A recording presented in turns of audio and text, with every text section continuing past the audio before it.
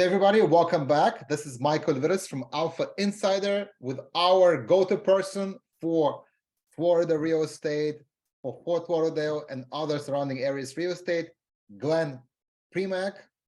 Glen, welcome back. Hey, Michael, good to be back. Thank you. Thank you. We did our first session with you a few weeks ago where we introduced you to our listeners, to our viewers.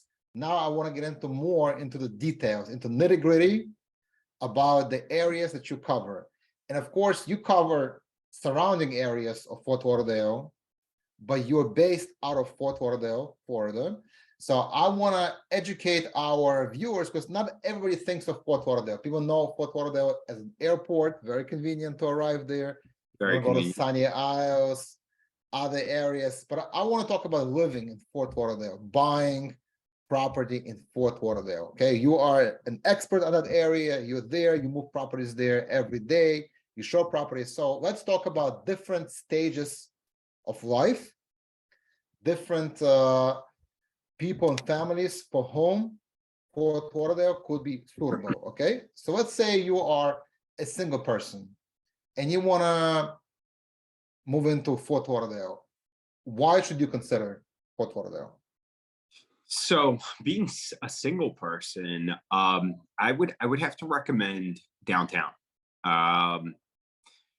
It gives you, and again, it depends where you're coming from, right? If you're coming from somewhere like New York or Philadelphia, where I'm originally from, and you want that vibe of downtown city life, you get it. Right. But at the same time, you get the vibe of the tropical environment, very kind of free flowing in Florida. So being a single person, I would have to recommend being downtown. Okay, perfect. Now let's say you're already a little bit older, you have kids, maybe either young kids, maybe teenagers. Do you think Fort Lauderdale is for you? And what part of Fort Lauderdale?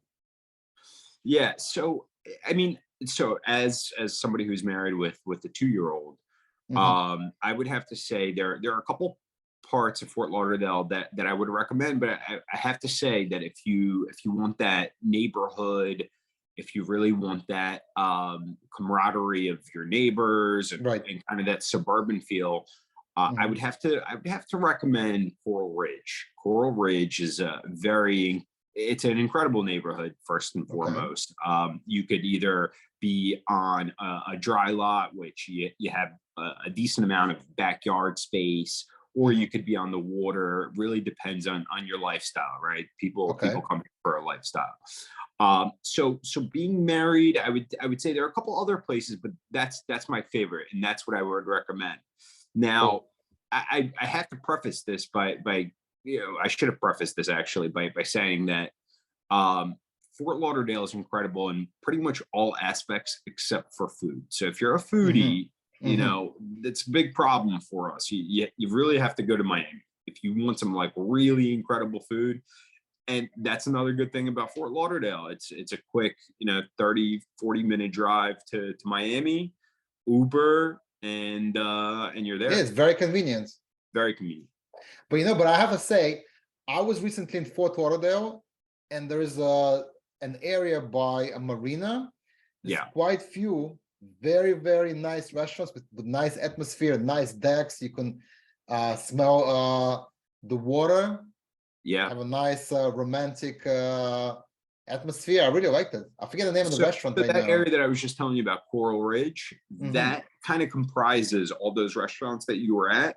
They're a little further up north, but I mean, if you own a golf cart, which many people do here, it's a quick golf cart ride to those restaurants, or a quick boat ride for that matter. Okay, very good. Okay, now let's say you are living in New York, New Jersey, you're already nearing the retirement age. You want to retire in Florida, as many people do, for obvious benefits, not just taxes. Yeah.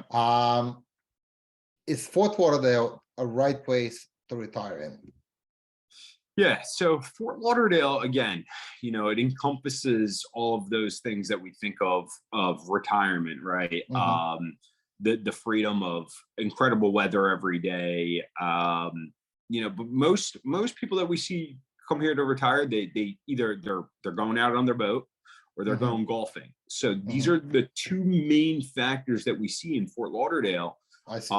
which people move down here for. So you have both of those things, but luckily for us, we have incredible golf courses all throughout South Florida. Coral Ridge Country Club, St. Andrews. I mean, you name it, we have it. I see. Okay, very cool. Thanks. Glenn, let me ask you.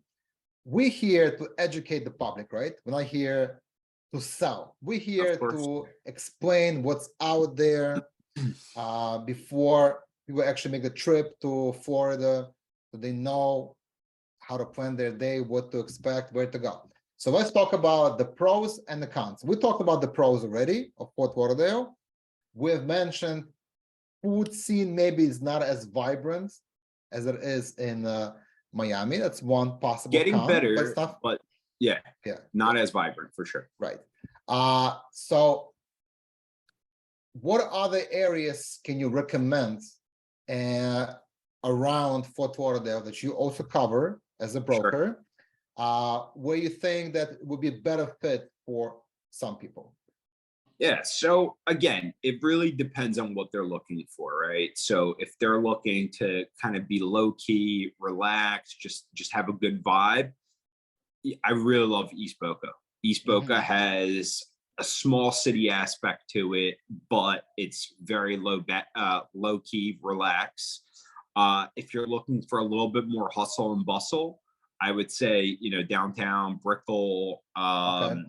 And if you just want to just relax in your penthouse, Sunny Isles, and just watch the ocean all day, your quick ride to some golf courses, and you kind of have the best of all worlds here. And if they come to and see you, would you be able to give prospective clients, purchasers, an overview, a tour of what's available? Yeah, it would be my honor, of course. Okay, very good. Okay, Glenn, thank you so much. We appreciate you for your time, and we're going to bring you back soon in a few weeks for more sessions about Florida real estate. Everybody, thank you for tuning in.